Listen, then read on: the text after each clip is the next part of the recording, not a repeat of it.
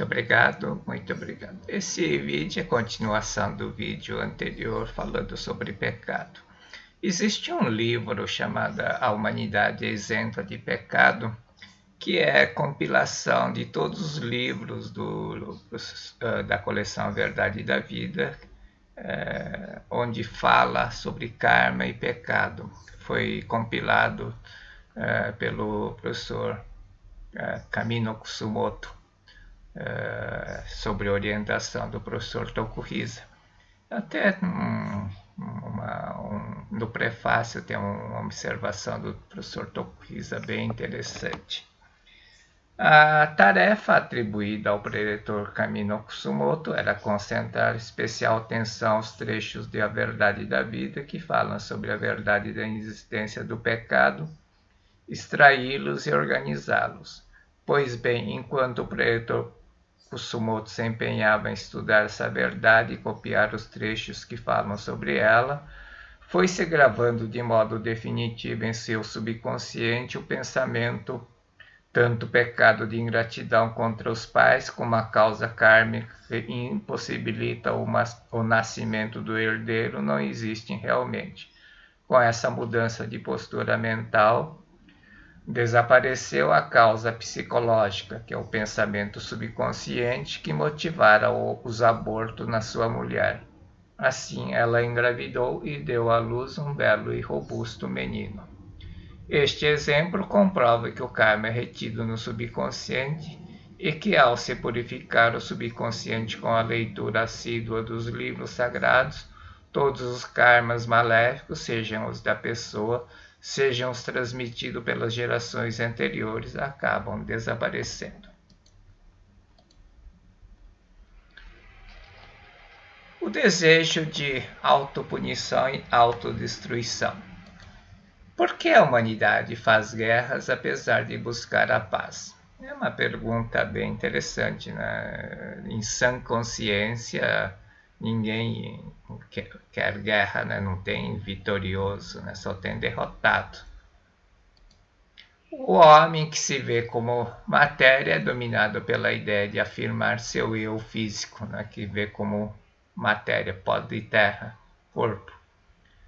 E por isso quer ampliar o seu espaço físico, o eu físico, ampliar as conquistas materiais e ampliar seu campo de atuação.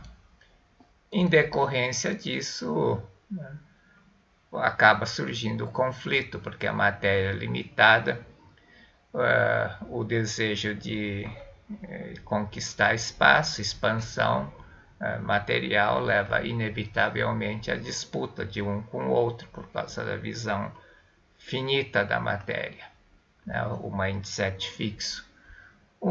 Aí a disputa, né? Conflito entre um e o outro, de grupo com grupo, e finalmente país com outros países, ocasionando guerras.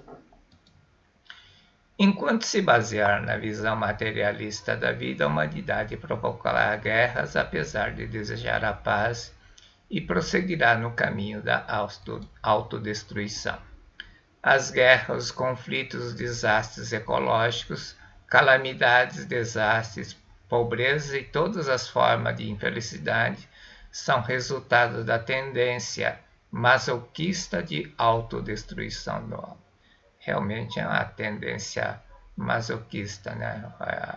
As pessoas desejam a paz, mas acabam praticando violência, né? Até no manifesto da paz acaba acontecendo violência. É incompreensível. Enquanto não eliminar esse desejo da autodestruição, a humanidade não poderá evitar a caminhada rumo ao mundo da morte, apesar de buscar o caminho que conduz à vida, conduz à paz, né? Busca a paz, mas não acaba gerando conflito. Dr. Karl Menninger, no livro de psicanálise O Homem contra Si Mesmo, explica um pouco dessa questão. O desejo fala do desejo da autodestruição. Ele diz que o desejo de autodestruição é um instinto de suicídio, né? e que as doenças crônicas, né, são suicídio lento. E cita exemplo de doenças que são curadas quando corrige o instinto de autodestruição, está lá dentro do subconsciente.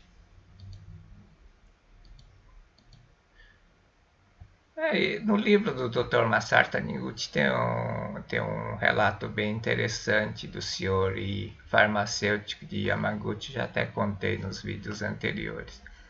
Esse senhor Yamaguchi era farmacêutico e tinha doença renal crônica. Ele conhecia muito, como tinha uma farmácia, né, conhecia muitos fornecedores, fabricantes de remédio. Um desses fabricantes de remédio enviou um remédio dizendo: o senhor toma esse remédio, né, e se não curar da doença, não precisa pagar. E ele começou a tomar o remédio e como era farmacêutico, podia fazer exame diariamente. E via que o problema ia diminuindo diariamente. Quando chegou no dia 29º dia, ele pensou, né? Poxa vida, amanhã vou completar 30 dias e vou ter que pagar o custo do remédio, R$ 40 mais ou menos, 40 ienes na época. Era um valor considerável. O estranho é que no dia seguinte ele fez o exame e tinha piorado, né? Até o 29º dia, todo o exame mostrava que estava regredindo, estava melhorando e que já estava quase estava normal, né? O estranho é que no dia 30 a mente do senhor Yamaguchi, do senhorido farmacêutico de Yamaguchi, fez com que a doença renal tivesse recaída, só para não ter que pagar, né? Olha só como funciona a cabeça. Dr. Masaru Taniguchi.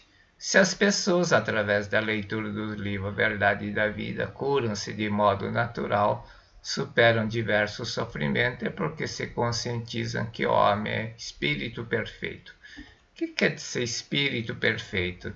Né? É espírito perfeito e elimina o sentimento de culpa do tipo pecado original comum a toda a humanidade. Já vimos isso sobre pecado original do vida anterior. Consequentemente, libertam-se do desejo de autopunição e autodestruição. Por que surge a ideia de pecado no ser humano se o homem é originariamente perfeito e isento de pecado? O homem é criado à sua imagem e semelhança, é perfeito, livre, provido de tudo, né? Livre de doença, de pobreza, de pecado, isento de pecado. A ideia de pecado só ocorre porque somos perfeitos, isentos de pecado. Só o perfeito consegue ver o imperfeito, ou seja, o erro. O erro que se oculta, já vimos isso no vídeo anterior, é que se transforma em pecado. Um sapo que nasceu e cresceu num poço estreito e nunca conheceu a liberdade, não sentirá a falta da liberdade, não sabe que existe a liberdade. Se você não for perfeito, né, você não vai ver o imperfeito. O imperfeito só enxerga o imperfeito, é como o sapo que nunca vê, que não sabe que existe liberdade. Né? A consciência do pecado. De onde surge essa consciência do pecado?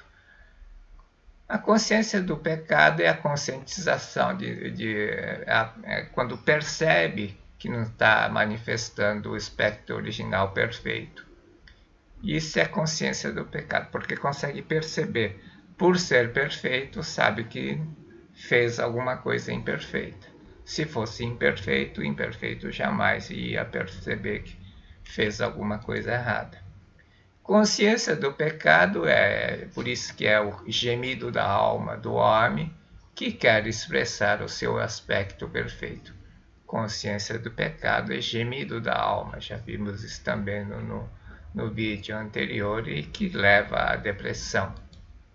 O aspecto original do ser humano é como uma brasa. Se cobrir a brasa, levanta a fumaça. Aqui está uma brasa. Se você cobre uma brasa, ela levanta a fumaça. Por que levanta a fumaça? A fumaça é comparável à consciência do pecado do homem. Não havendo brasa, não forma a fumaça. A brasa procura queimar os elementos indesejáveis que o cobrem. A brasa, a fumaça, é o esforço da brasa tentando avivar a chama. A fumaça surge porque a brasa quer libertar-se dos elementos indesejáveis. O eu verdadeiro do homem também, da mesma forma, a perfeição interior, quer eliminar o pensamento não condizente com a perfeição, esse pensamento que encobre. O eu verdadeiro do homem quer eliminar o pecado que encobre.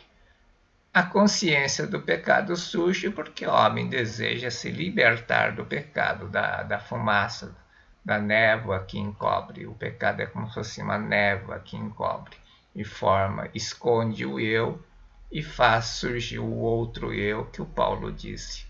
Existe um outro eu que faz as coisas que eu não quero. E é exatamente isso. Ninguém quer sofrer, ninguém quer se ferir. Quando o dissô fica encoberto por pecado, dissô a perfeição,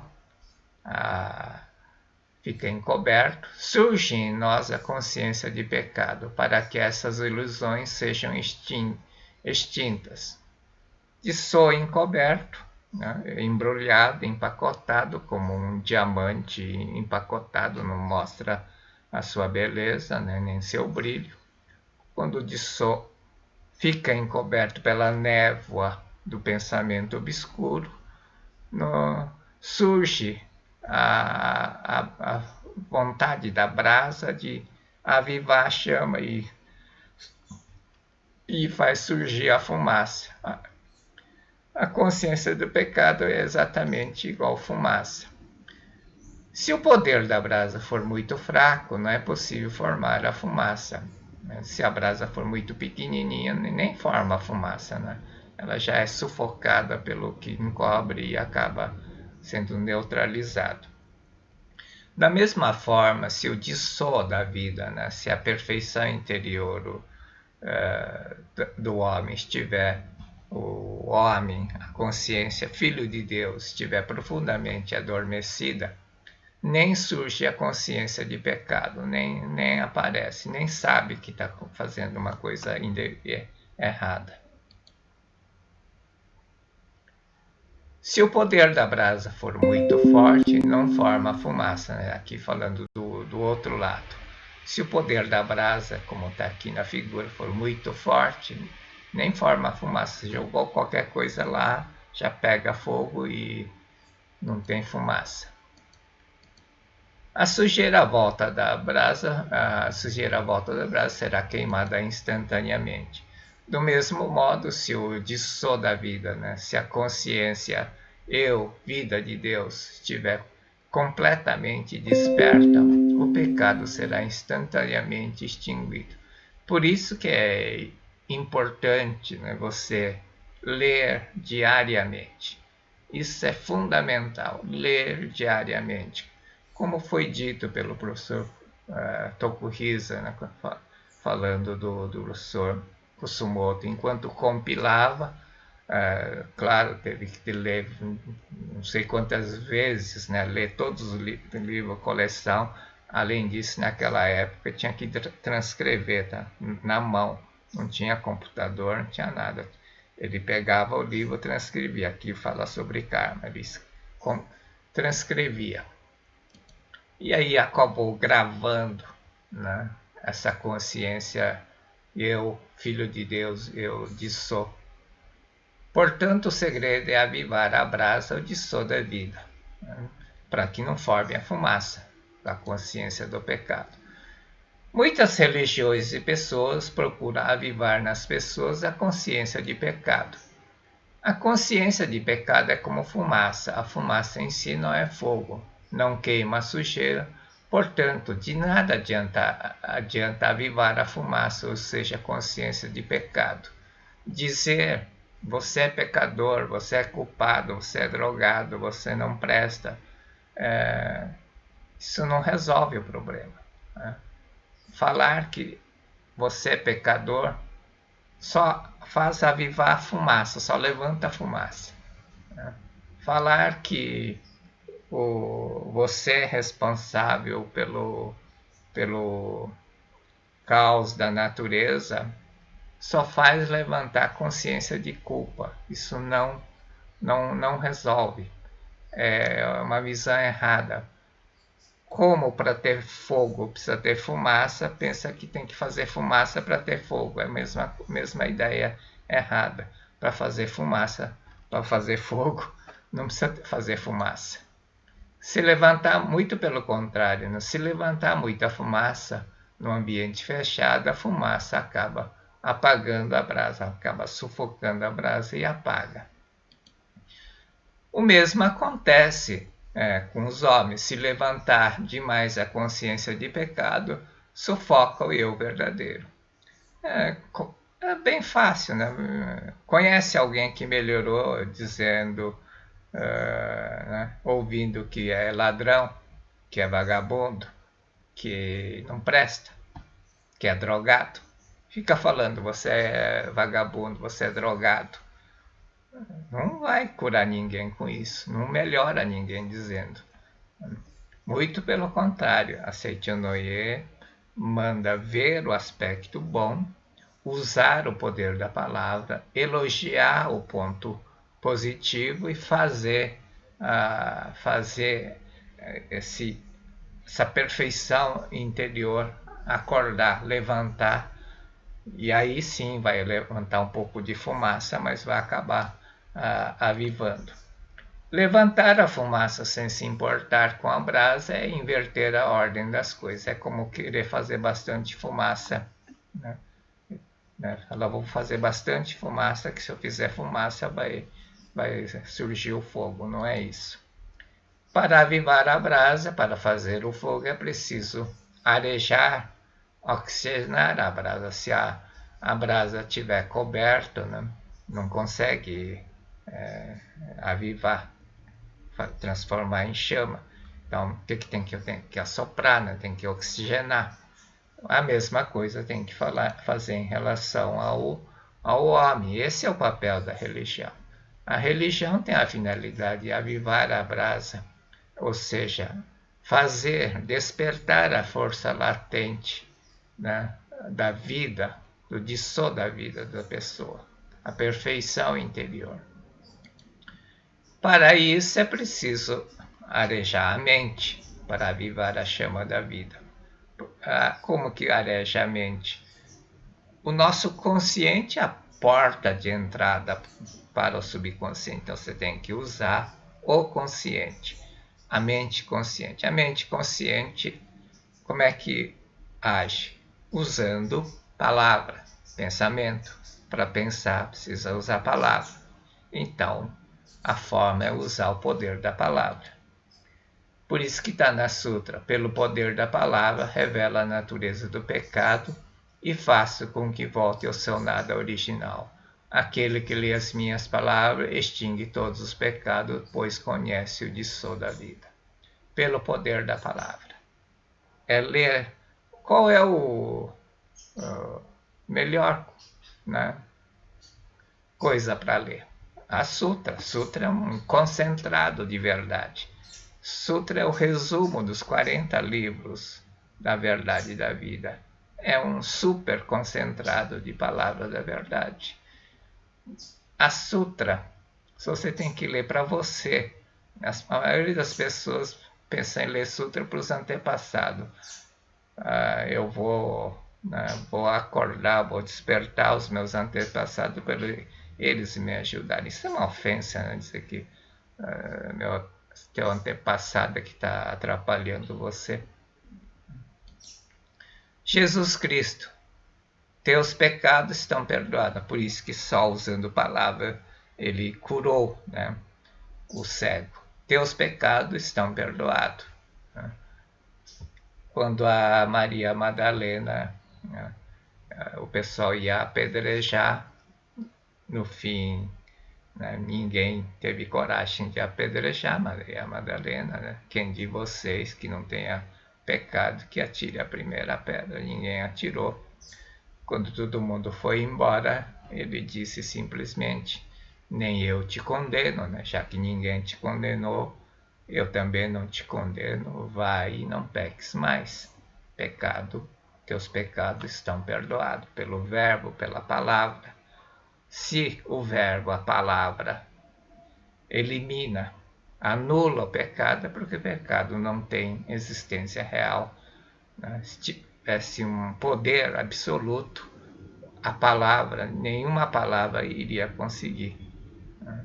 Pelo poder da palavra, revela a natureza do pecado, revela que ela é criação mental do eu falso. O eu falso não existe. Se não existe o eu falso, não existe a causa, não existe a causa, não existe a consequência. A forma de fazer pelo poder da palavra, então, é a autossugestão. Né? A melhor forma é a autogestão, é falar para você. É o Filho de Deus que está caminhando, é o Filho de Deus que está dirigindo, é o Filho de Deus que está trabalhando, é o Filho de Deus que está exercitando. Toda vez que estiver fazendo uma atividade que não, a cabeça não tem que estar ocupado, sua mão, teu braço, teu olho, né? Está ocupado, você vai falando mentalmente, não precisa nem ser com voz audível. Né? É o Filho de Deus que está caminhando, é o Filho de Deus que está dirigindo, é o Filho de Deus que está trabalhando, é o Filho de Deus que está exercitando. E a forma já falada é a leitura da Sutra Sagrada. O livro, né, naturalmente, é livro Coleção Verdade da Vida, mas se você não quiser ler Coleção Verdade da Vida, lê A Humanidade Isenta de Pecado, do Torma Sarta Niude. A minha sugestão é ler a coleção, tá? Esse negócio de querer ir pelo caminho curto não dá certo. A ilusão fundamental que faz o homem ter o pesadelo de que o pecado, a doença e a morte são existências verdadeiras, surgiu em tempos remotos da teologia segundo a qual o homem é feito do pó da terra, e nos dias atuais da ciência moderna segundo a qual o homem é feito de matéria. Quando se destrói essa ilusão inicial, é destruída a causa fundamental do pecado, da doença e da morte, e estes voltam ao nada original. Muito obrigado, muito obrigado.